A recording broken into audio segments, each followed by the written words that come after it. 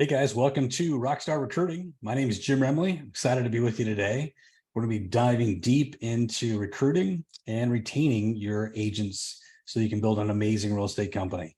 So a bit about my background, 32 years in the industry. I started when I was 19. I became listed in top 1% of agents nationwide, listed 150 properties in my second year, and opened my first company at 23. We were fortunate to grow that up to 17 offices over a period of time, largest office in Oregon. And then I did it again, built another company from about 38 agents to 250 agents, becoming one of the top companies in America, top 500 companies in America, in a little town in Southern Oregon. So super proud of that. But we're not here to talk about me. We're here to talk about how we can help build your company. And I'm excited to do it. It's one of my passions is helping people build real estate companies.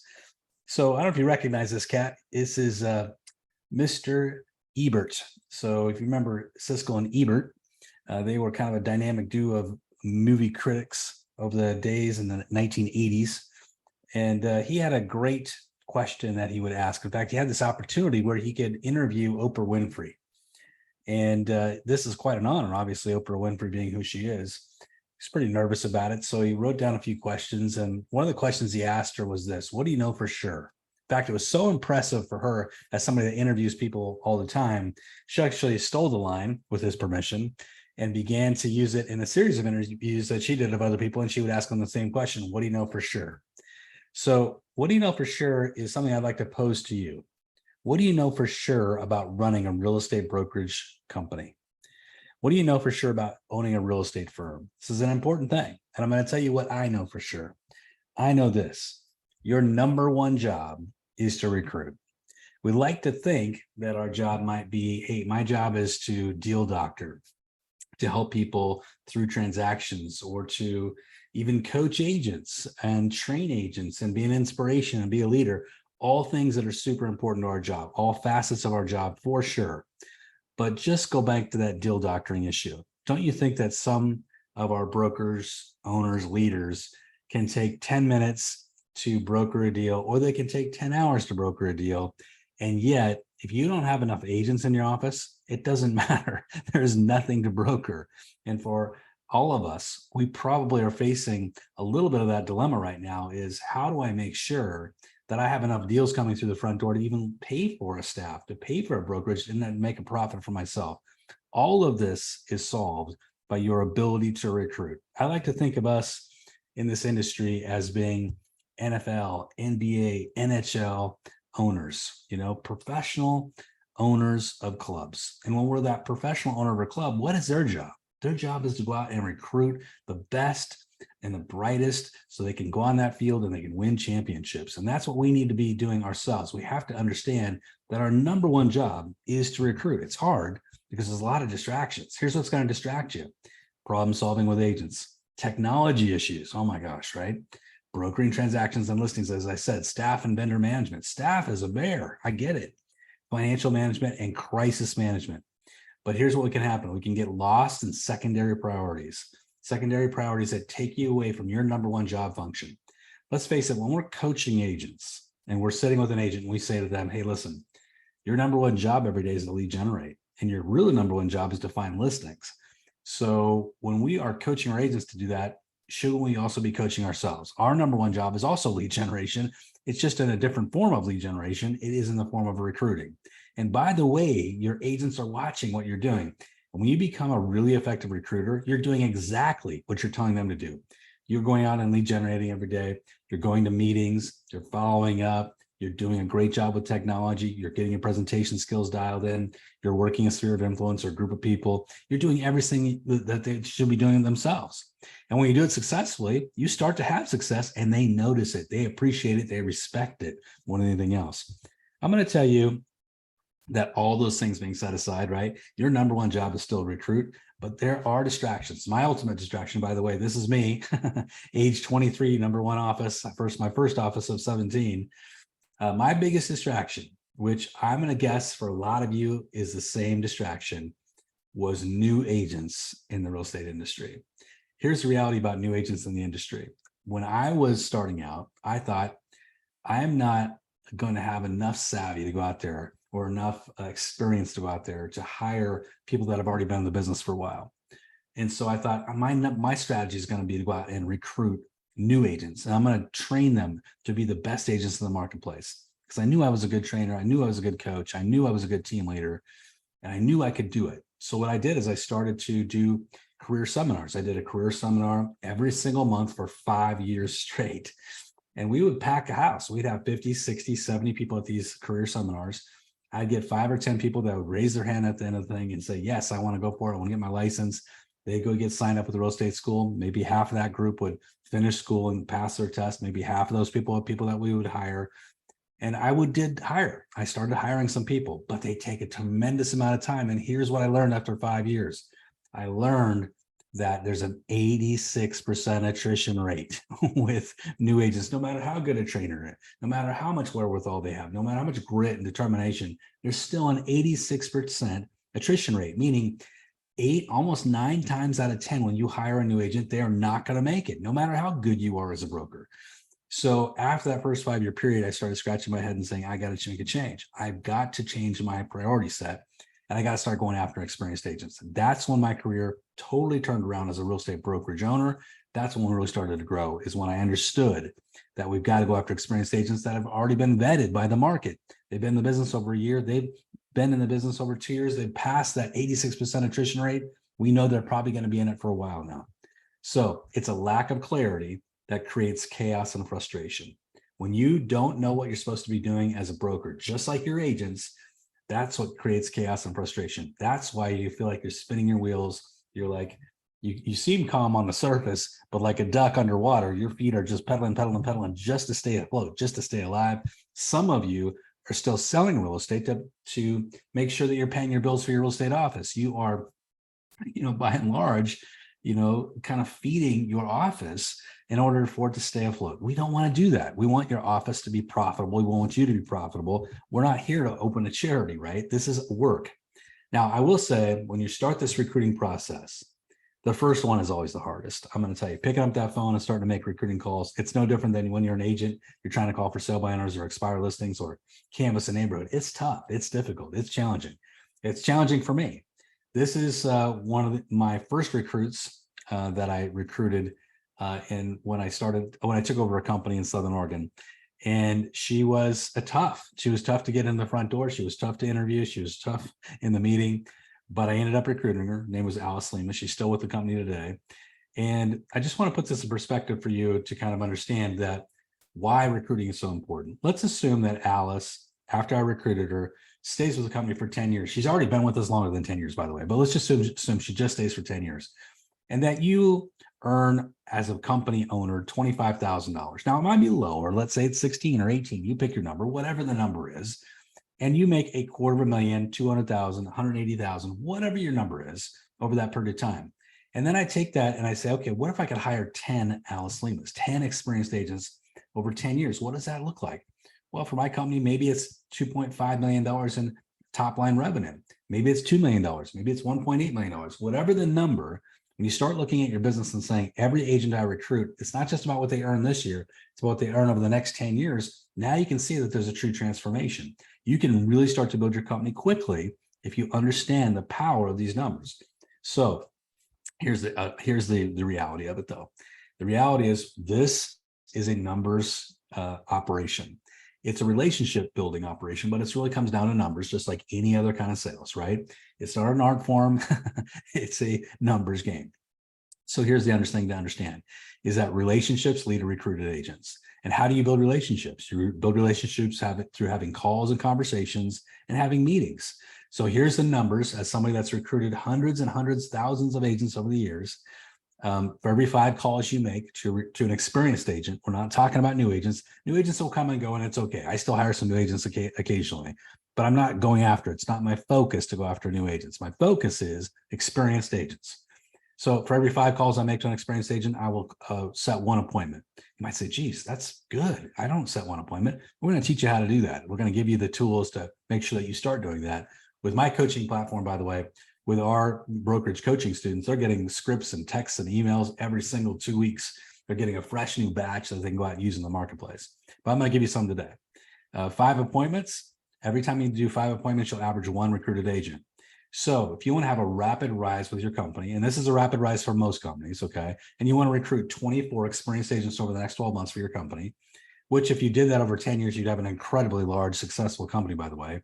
Here's what that means. That means starting today, right now, you need to set a goal of having 120 appointments over the next 12 months, 2 to 3 appointments per week with experienced agents, which boils down to you making 600 calls, again, 2 to 3 calls per day in order for you to hit these goals. 2 to 3 calls, guys, to hit this 24 agent rapid rise. You can do this. It's all about commitment. It's about consistency. It's about not bailing on the trail, mastering the grind, and understanding that your job is your job. And once you start to do it and you start to have success, you're going to really get addicted to this. It's going to be fun for you, and you're going to be looking forward to doing it, believe it or not. Now, some people will say, man, there's some people I'd love to recruit, but I think they're unrecruitable. They're not unrecruitable. Everybody's recruitable. This is one of our agents' teams here. Mr. Rick Harris joined our company a few years back, and people might have thought he was unrecruitable. He owned his own company, very successful, very well known in the industry, top leader in the industry. But how did it happen? How were we able to bring a guy like Rick into the family? The way you're able to bring people into a family, something that you might quote unquote think is unrecruitable, is understand you're playing the long game, not the short game. You're not here to recruit somebody today. It's not going to happen. It takes time. It takes time. It takes conversations. It takes relationship building. Here's what it boils down to: consistent conversations, consistent follow-up, reputational excellence in the market. Your company has a great reputation, good presentation skills, and great follow-through. That's how you recruit some of these high-level teams that you think, man, they're never going to move, and then they suddenly move, and you're like, what happened? Every time somebody doesn't join your company, I want you to ask yourself this question: did I make contact? Did I do the follow-up? Did I have consistent conversations? Does my company have reputational excellence? Did I give a presentation at all? Did I get an opportunity to get at bat and at least present, right? Did I follow through? If the answer is no to those things, guess what? You're not going to recruit these high-level agents. You got to put yourself in a position to win. You got to get yourself in front of opportunities, and we can do it. We can do it by being consistent. But there's a huge opportunity in the market right now that I want to point out, and that is what I call the exit conversation. It's designed for brokerage owners that are exiting the industry. Okay. So in your market, there's a bunch of brokers that are going broke, right? They're not cutting it, especially going through a little bit of a downturn, a little bit of a challenging market, a little bit of a headwind. They are suffering. And when they're suffering, they're saying, I don't want to go through the Great Recession again. I can't face another market downturn. I'm just going to exit the industry. I'm going to retire. I'm going to go do something else. I'm going to go work for somebody else. They have a hard time with it, with their ego, and we're going to help them. We're going to help them through this transition and do it in a way that preserves their ego, which is paramount for them. They got to look good in the marketplace. So how do I do it? So what you do is you make contact and you just say, hey, would you be open to having lunch or coffee the next week or so? Our offices work together quite a bit. We've never really connected at any kind of deep level. Or, hey, would you be open to grabbing coffee this week? I have a principal broker question. I would love to run somebody I trust. I use the second one. When you ask for somebody's opinion, they almost always love to give it. And they love the idea that you reached out to them to ask for their expertise. People love that. And I've had many, many successful conversations using that technique. And then at the meeting, I'm going to build rapport. I'm going to build trust. I'm going to praise them and their company, talk about how well they've impressed me over the years and how well you've respected their leadership in the marketplace. But before the meeting ends, I'm going to plant a seed that's going to be harvested. I'm going to get the harvest of this. Might take a month, might take 2 months, might take 6 months, but it will come back to me. I'm going to say, hey, let me ask you, have you ever thought about what comes next for you? If you're ever considering a change with your company, I'd love to be somebody to talk to. Whether you're going to retire or exit or do anything else. I know that may not be on the horizon immediately, but if it ever is, I would love to have you talk to me. Would that be cool? And they say yes. Now, you park it. You don't go back. You let them simmer. They're never going to say right now they're ready for it. That their egos are going to be too big, but it will swing back to you. They will come back. I've had it time and time again in companies after companies and after companies that I've acquired, that I bought, that I've added to my company. We made it a win-win. Now, you might say, Jim, why would I buy their company if they're losing money? Why would I give them any money? This does not have to be you writing a check. You can get that out of your head. What it can be is you agreeing to give them a percentage, 10, 20, 30% of every deal that comes from their agent body for a short period of time, a year, 2 years, 3 years, so that they're getting something for all this hard work without just walking away from it. When you present it like that, people are going to say, yeah, that sounds good. Now, here's 5 things I never do when I'm recruiting. First of all, I never attempt to recruit anyone in public. That is the worst mistake, total amateur hour. We never do that, right? Not going to be at an MLS meeting and say, hey, why don't you come meet with me? Never, ever, ever would I do that. Otherwise, you know what happens when you do that is they start to run from you. They don't want to see you. I never attempt to friend a potential recruit unless I've already had contact with them. So if I've never met them, I'm not going to try to friend them on social media. Once I've had contact, had conversation, yes, then I'll do it then. I'm never going to attempt to close during a first meeting. This is a romance. This is a major decision. You trying to close somebody into coming to work for you on the first meeting is unrealistic and it's off-putting, and you will not close them. You're never going to tell anyone you had a meeting with anyone. You're not going to go back to the office and say, guess who I just had a meeting with? That is the absolute worst thing you can do as a recruiter. And it's more about you trying to have showing off and your ego than anything else. You're going to shoot yourself right in the foot because word will spread. It will go back to that agent you were trying to recruit and they'll never talk to you again. The last thing is I never talk negatively about any company ever, right? It's always positive. I'm recruiting from my strengths. I don't need to talk about their weaknesses. The agents already know what their company's weaknesses are. Now I want to talk to you about the insider. What is the insider? All these agents here and many, many more I couldn't picture were recruited because of this kind of, it's called a strategy called the insider. And that is you just talk to your own agents and you say, hey, who would you know that would consider talking to me? You solve a problem for somebody in your office. You had a good experience. You help them negotiate a deal. You finish it and they say, oh, thank you so much. You say, you know what? No problem. I'm happy to do it. Listen, I got a question for you. Who do you know that would consider talking to me? Not necessarily making a change right now, just having a conversation. Could you give me an introduction? And I get all these introductions that lead to agents, lead to people talking to me and actually coming to work for me, right? Now, after people come to work for you, I love to use this strategy. I call it the buzz email. And here's what it is. You just say, hey, the office is buzzing about how excited we are to have you on the team. As part of our service to new brokers, we like to follow up with you to make sure that we're meeting your expectations.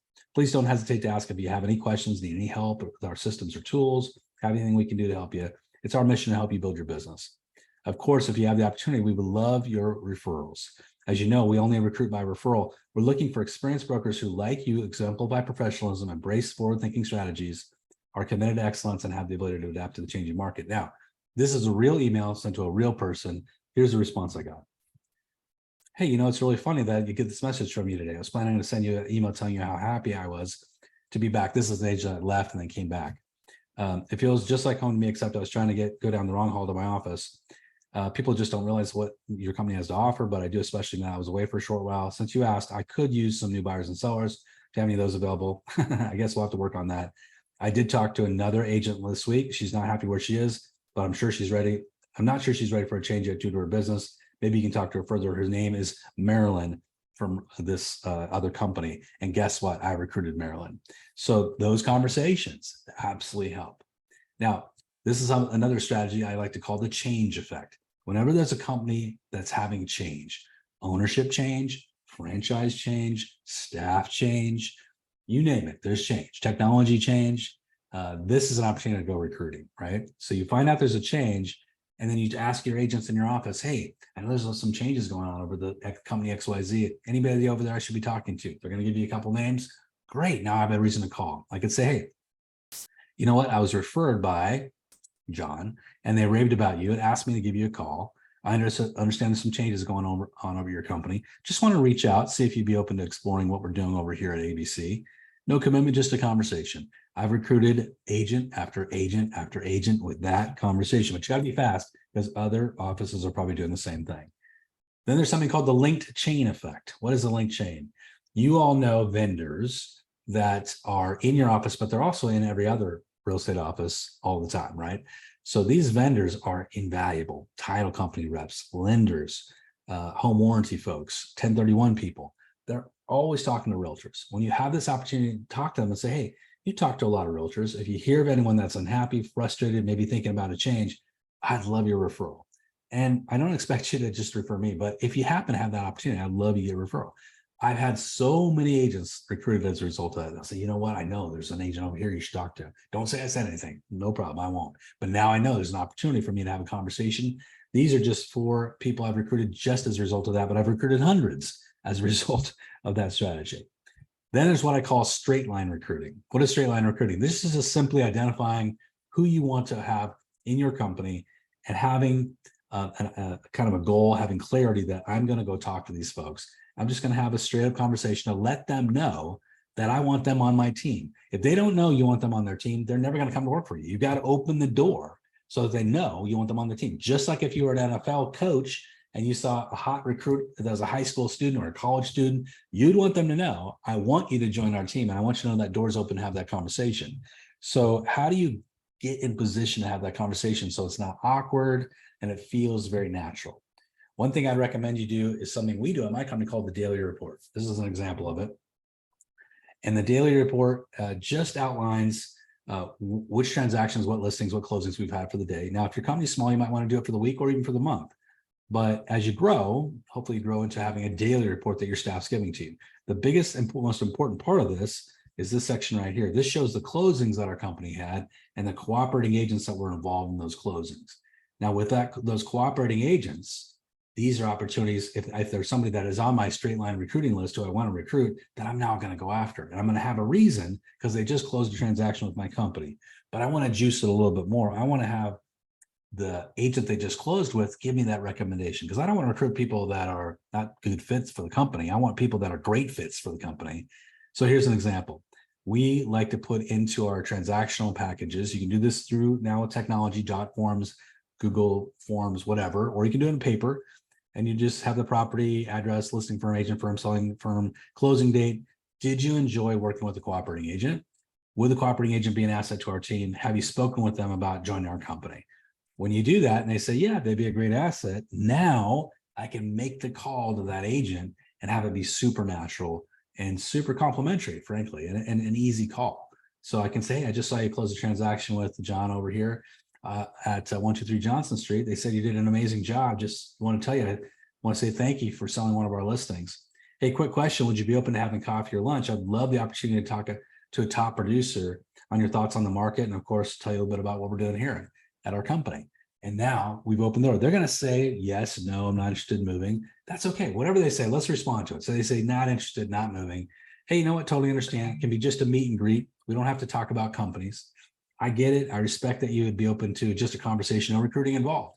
Or, hey, absolutely understand. I would still welcome the chance to connect with you if you have some time. If not, absolutely no worries. No problem at all. Okay.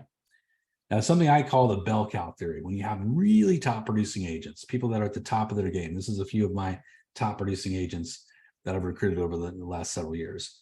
Well, we might call them the top 10 target agents in your community. You want to tap your best agents to help. Every one of these people that I recruited were from the help of one of my own agents that gave me some leverage, gave me some insight, and actually set up the meetings so that I could have those conversations, coffee, lunch. And you got to look at it as a long-term project. You know, one of these folks right here, it took me 10 meetings to have with them. Another one, it took me 3 years to recruit. So it's not like it happens overnight every time. But the reason why I call them the bell cow is if one of them does join your company, that just like a cow that has a bell around its neck, it's a signal to the entire market that, hey, there's a leader that's joined that company. Maybe I should follow. That's what the bell cows do. They walk to the food and all the cows follow. If one of these bell cows joins your company, it's a waving flag that says we have permission to join. We have permission to have conversations. Your recruiting whole operation will shift. It will get so much easier when you've recruited some top people. Of course, these meetings are ultra discreet, always held off-site, never at your office. And you're going to stack up the advantages just like you would at any other company. And you want to keep that conversation moving. Believe me, it's not going to be one recruiting conversation. It's going to be several conversations, right? Now, you want to move to the offensive line, guys. You want to be feared. I'll tell you a quick story. When I opened 17 offices and I sold my company, took a little break, went to work for NAR, spoke for 10 years for NAR, all the designation classes. But then I got recruited to come back and do it again and build another company. So I arrived at this company in 2009, middle of the Great Recession. They had 39 agents, 2 left over the weekend that got there, and I had 37 left. And what was happening is it was a shark attack. Basically, it was blood in the water around this company. Every recruiter was after everybody at my company in this marketplace. When you are in that position, when you are being attacked, what do you need to do? You can't be defensive. You got to be offensive, and you got to move to the offensive line. You got to be feared in the market, and you got to call back. First thing I did is I identified the #1 recruiter at that company. or at the company that was my competitor, and I got a list of everybody at their company, and I started attacking and calling back every single agent at their company and asking for an appointment, asking for a meeting. I set 5 appointments. And you know what? I eventually recruited several of those people, and it pushed them back and it pushed them away. And suddenly they're on the defense. Don't just take it. You got to come back and you got to spend 1 to 2 hours a day recruiting, identify that target list. When I say no bounty, what I mean by that is there's a lot of offices that have recruiting bounties and they pay their agents and they have recruiting plans. And I'm not that kind of person. I look at this as like, again, NFL, NHL, NBA, they don't do recruiting bounties. What they do is they have somebody that's recruiting, and that's their job to recruit. That's what they do for a living. I want my agents selling real estate for a living and building wealth for themselves, and not getting wrapped up in trying to recruit and recruit and recruit. It takes their eye off the ball. I'm not a huge believer in it. Now, some offices are, some agents are, that's great, just not who I am and where I'm at. Now, I do believe that if you're going to be a recruiter, you got to use CRM, you got to use client relationship management, and a mix of styles. Can't be just me talking on the phone. I should be texting, I should be emailing, I should be doing events. Remember that with every company you're going after, every single one, there's a strength in every weakness and a weakness in every strength. So when you look at your own company, you might say, oh, we're weak in this, but what's your strength? Okay, maybe you're small. Well, my that's a weakness, but my strength in being small is I can give personal service. Maybe if I am a company that's big and people say, oh, this company's too big to give you personal service. Well, my strength is we've got an amazing staff and we can afford to have that staff because we have economy of scale and we can really serve our agents at a much, much higher level. See, strength in every weakness, weakness in every strength. We have to identify it, right? And there's different competitors in every market. All of them have strengths, all of them have weaknesses, and there's a lot more than them showing here. There's a ton of them out there. But remember, recruiting at the end of the day starts with a servant's heart. What do I mean by that? It means that I want to come to this and say, how can I serve these agents I'm talking to at a higher level so they can take more money home to their family and have more of a balanced lifestyle, right? That's where I'm coming from. I want to serve these agents and really show them how we can help them. I always tell people there's only 2 reasons you should ever come to even consider working for me or even talking to me is if I can help you make more money or I can make your life easier. I truly believe I can do both. In about 20 minutes, I can outline what I think I can do for you. If it doesn't sound right for you, totally get it. But I hope that it does, because I think I can really have a change, help you have a change in your business. And it's a mix of styles of contact. It's not just a meeting, it's not just a call, it's a mix, it's a matrix. So it's a combination of meetings, calls, postcards, handwritten notes, social media, gifts, videos, and events. Think about you having a well-rounded recruiting approach. You're going to be doing all these things throughout the month. So throughout every month, I'm scheduling, I'm intentional about what I'm doing, and I'm making sure that I'm not just doing the same things, because calls are only going to hit a percentage of the audience. Some postcards are only going to hit a percentage of the audience. Handwritten notes are only going to hit a percentage of the audience. I got to go bigger. I got to cover all bases. Now, do some agents deserve more attention than others? Absolutely, 100%. Just like some potential clients deserve more attention than others. You got to focus on the ones that have the highest chance of closing, the highest chance of coming to work for you. And that's what I really focus on. Could be your high value targets and the ones that you think will have the biggest impact when they join you. And focus again on those strengths that you have. We have some technology strengths at our company we like to focus on. And, if you have somebody that's giving you some kudos at your company, some testimonials, make sure you're grabbing those testimonials from your own agents and pushing those out. And we had Josie here talking about how much she loved being a part of our firm. When you have those, there's an opportunity. She did a testimonial and it gave me the opportunity to write her a quick card. I said, Josie, I love the message you posted on social media about John L. Scott. Thank you for being such a huge asset to the team. Glad you joined us. Okay, here's another one. Brian at our company said, can't believe it's been 2 years. Can't thank Jim and Jeff enough, whole team for their support in my business. Here's the years ahead. I sent him another quick card and just ignore my left-handed writing here. But I said, Brian, congrats on being a part of the family for 2 years already. You've done a great job building an excellent reputation in the industry. Looking forward to working with you for many years to come. Every time you have that opportunity to take a minute and just write that handwritten note, man, that is going to go so far. I've had people come to me and say they've held on to those notes for years. I walk by their offices and they're posted up in the window. They're posted on their chalkboard. They're posted where they can see it every day because it's meaningful. You have these meaningful conversations, right? Now, let's talk about follow-up, because that's a little bit about follow-up. You want to be a winner by following up. The fortune is in the follow-up. So I recruited one of my highest level agents from a follow-up thank you card. And I did it using send out cards because I do have a little bit of a bad handwriting. I can get away with it with my own agents, but my handwriting when I'm recruiting, I think it's a little sloppy. So I use send out cards, simple system that will make it look like it's your handwriting, but it's, it's professionally written, kind of a robot kind of written kind of situation. And it costs $1 or $2 a card, but it looks great, right? So I use send out cards. And I want to tell you what I've done with that is that when I am recruiting and I've got that list of people that I'm trying to recruit and I get that daily sheet in front of me and it shows who closed a transaction with my company, even if I make the call and they say, no, I'm not interested, Jim, I say, no problem. Hey, man, no problem. Just call me when you are. Just want to say thank you again for closing a transaction with our company. Hang up. I'm still writing every single one of those people a thank you card in writing, handwritten, every transaction, right? Every transaction for the first 5 years I was at the company, I wrote a handwritten thank you card to every single person who closed a transaction with our company. And I can't tell you how many times at MLS meetings and board meetings and out in the marketplace, people would shake my hand and say, thank you for that card. That was really appreciated. It's absolutely, man, you deserve it. We just appreciate you closing a transaction with our firm. When they ever come to work for anybody or are thinking about going to work for anyone else, I'm on their list because I've taken the time to do that, right? Just make sure your notes are high quality and details differentiate. You want to look good, right?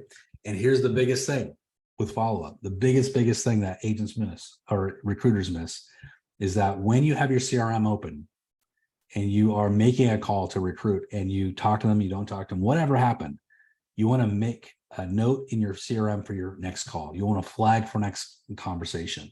So no excuses. When that flag comes up a week from now, 2 weeks from now, you're going to make the call because you're told to do. There's a reason why you put it down there to make that call 2 weeks from now, 3 weeks from now. And you could say, made a call, next time text. Did a text, next time send a card. Did a card, do a video text next. And you mix up the styles. Guys, it works. This stuff absolutely works. Here's a quick example of that. This is using a really simple CRM, but I was referred by an agent. You can see there. And then she didn't return my call, not interested in moving to Medford.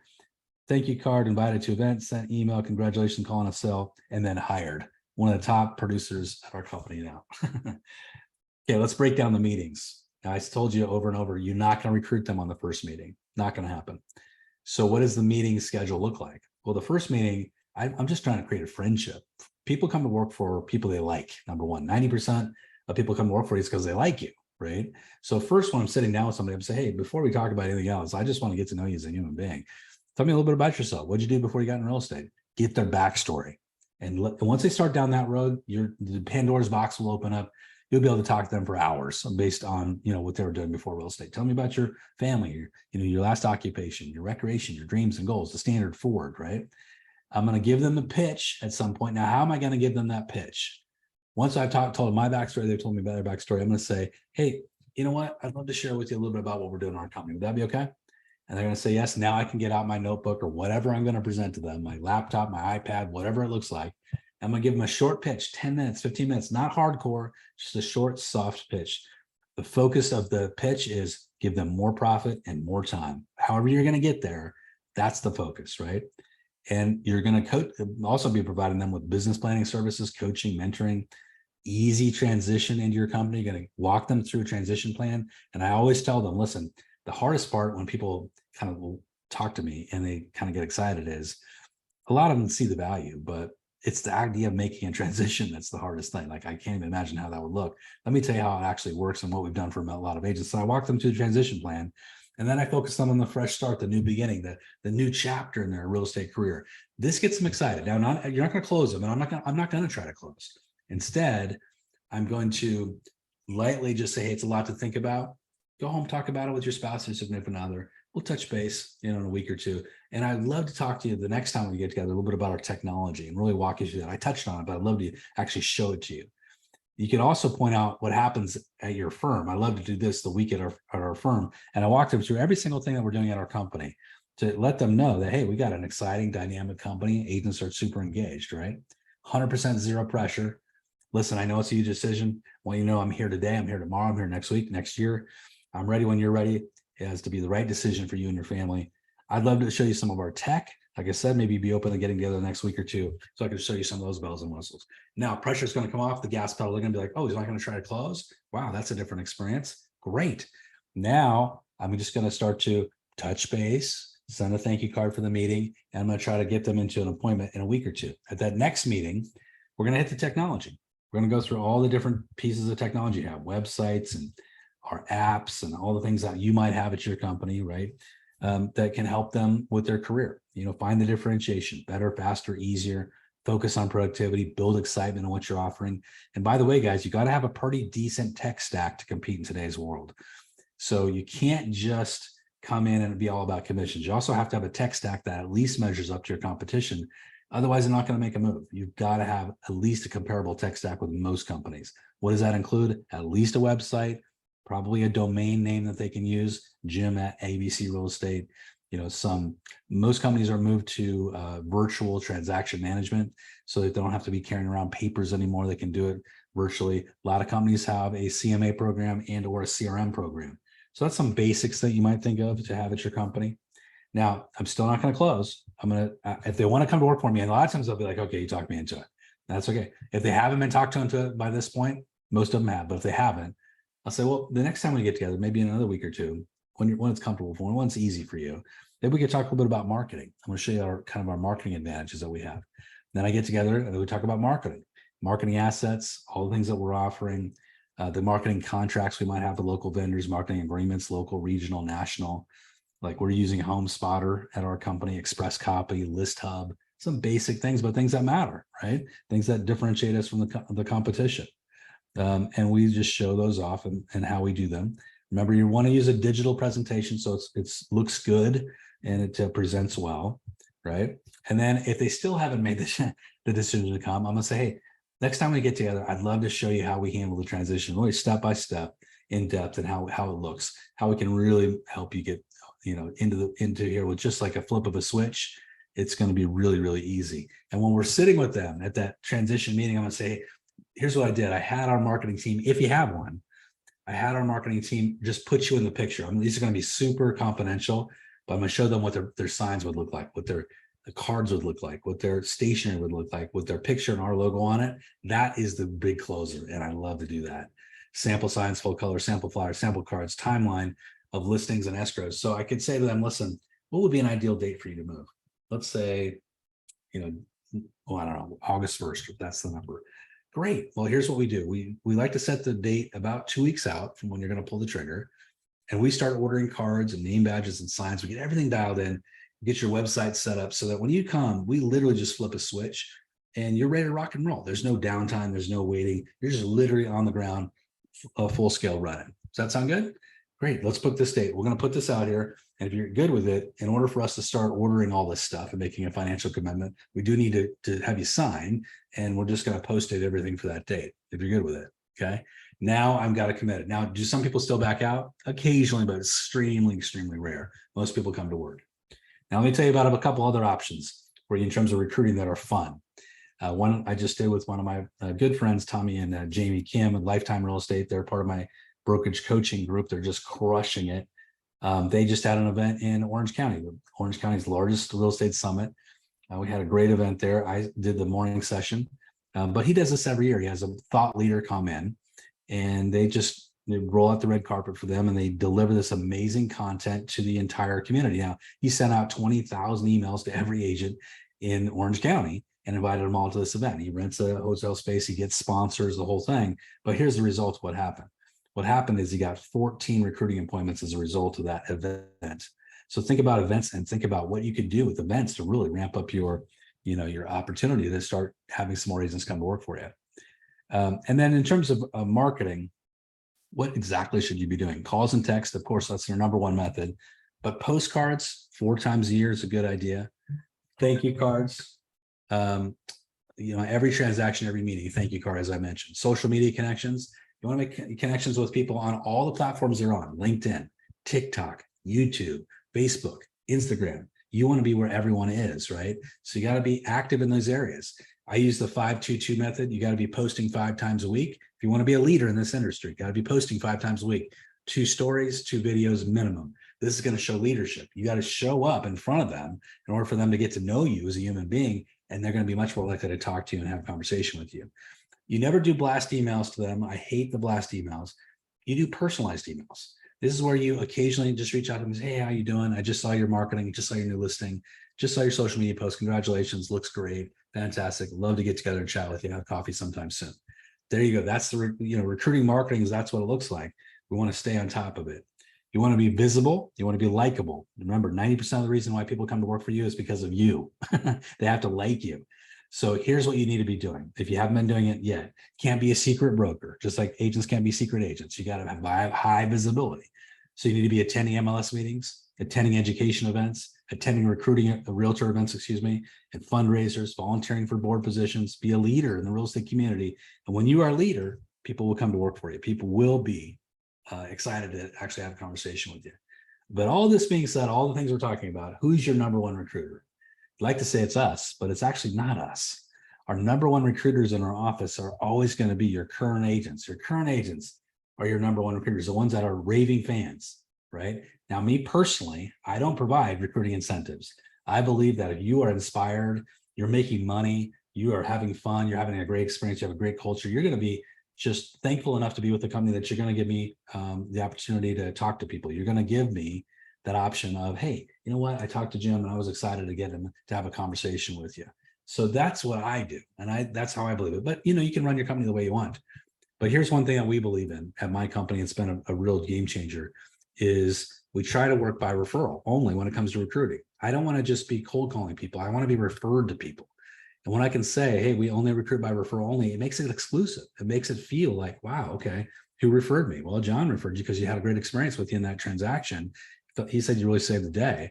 That's the reason I reached out. And that's, and if somebody says, why haven't you called me? Well, we only recruit by referral. I'd love to talk to you.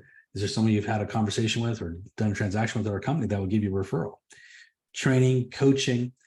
When you do a great job on the training coaching side, you help people move their production up and they come and say, thank you, Jim, for, moving me from $1 million to 5 or 5 to 10 or 10 to 20. So my number one way you can thank me is just keep me in mind if you're out there in the field and you talk to an agent, be a good fit for our company. And having great staff support as well. You gain agents' respect by your sales process, meaning your recruiting process. And if they know that the best reward they can give you is a potential recruit, they're going to start to get turned on to it, and they're going to start to deliver you potential recruits. Here's some examples. I mentioned Alice Lima. She gave me a recruiting opportunity for somebody that was interested in technology coming to work for us. Here's another one, Adam McGrew, somebody that wanted to come to work for us, right? So just when you have these great agents and they're having a great experience, they will start to refer you. So remember this, culture beats strategy every day of the week. My good friend Julie Johnson said that, and she was such a great example of that herself. But thinking about culture beating strategy, what is the culture at your office? Because culture is so important. You want to create a culture of growth where you're growing the company and showing off and highlighting that you are dominant, right? When I took over my company, we were number 7 in the market, and we had to inch that up to number 1. Then we got to 6, then we got to 5, then 4, 3, 2, 1. And it took time, but we all took pride in moving up that ladder. Take pride in helping being super transparent about your market share, about where you're at, about agent productivity, and then start moving them up the ladder. Start helping people grow, because common goals create common wins. Define yourself as a recruiter and explain the benefits to your agents and say, when I recruit, I want to help us get really high quality agents. We can have more quality listings. We're going to be able to sell more listings. We're going to be able to move up in the rankings. That's what I'm all about. I want to help all of us have a bigger pie. I want to have an abundance mentality of more opportunities for the marketplace, right? And then I want you to think about experiential marketing. It's really easy for people to forget a moment, to forget a phone call, to forget a text. It's almost impossible for somebody to forget an experience. Every one of us remembers an experience that we have. It'll hang on to us for a long time. So we at our company believe in delivering experiences consistently. And these are social nights. These are events that we're doing with our company all the time to bring clients together, bring agents together, bring agents' families together, so that they feel like, hey, we've got a culture here. It's not just a company. It's not just transactional. It's relational, and everybody cares about each other. Remember, people don't leave companies. They leave people. And the reason they leave people is because they think that people don't care enough about them. When we don't show that we care, people aren't going to care about us, aren't going to care about helping us either. We got to show we care and show up and elevate our relationships with agents from just a relationship with an agent to a friendship. Every single person in your company has to look at you as being a personal friend. When they look at you as a personal friend, they're going to become raving fans. They're going to be much more likely to refer to you because you really are their friend. It's not an act. You really want them to be successful. You like their kids and their family and their friends and their spouse and their significant others, and you want them to win, right? Now, remember this, though. If you're not talking to your own agents, if you're not taking your own agents to coffee, lunch, dinner, or drinks, someone else is. Someone else is filling that role that you should be filling. So we can't do that. We've got to retain our agents, turn them into raving fans so they become our number one recruiters. Okay. Now, here's a question mark to see where you're at on that page. Do you know the aspirational goals of your current agents? Do they consider you to be their coach and mentor? Would they consider you a friend? If you don't know the answer to those, or you don't know, where you fit in that kind of spectrum, you have some work to do. You got to get in there and really get in the weeds, figure it out, take some time, get to know people, figure out their aspirational goals, figure out how you can be a better coach and mentor, figure out how you can get closer to people so you can create that friendship, mentorship relationship. It'll make a massive difference in performance of your agents, but also in your ability to recruit high-level people. Guys, if you'd like to continue this conversation, but you'd like to have it every other week where we get together, me and you, and a group of other high-performing, highly motivated brokerage owners, leaders, office leaders, team leaders, just like you, I'd love to invite you to a complimentary coaching call. We'll get on the call for 30 minutes. I'll hear about your goals, what you're trying to accomplish. I'll tell you a little bit about our coaching program and what we can do to help you really grow. I truly believe we can help you add 24, 30, 35 agents. Maybe it's just 10 agents, whatever your goals are. I know we can help you add enough agents that your company will become profitable and you're going to be excited about what you built. We can continue that year after year and really help you develop a company that has amazing culture and has this kind of being known in the market for a place that you're attracting people. You're not chasing people. That's our ultimate goal. We want people just to be saying, hey, that is the company to be at. That's where I want to be. That's the exciting place. And you're going to build this referral company that is driven by referrals. People are going to want to come and they're going to be looking to be referred in, right? So do it for me, would you? Schedule a complimentary call. Let's get on a phone and let's just have a conversation about what we can do to really take you to that next level and have transformation in your company. Listen, it's been a great having a conversation with you today. Have a great day and good selling.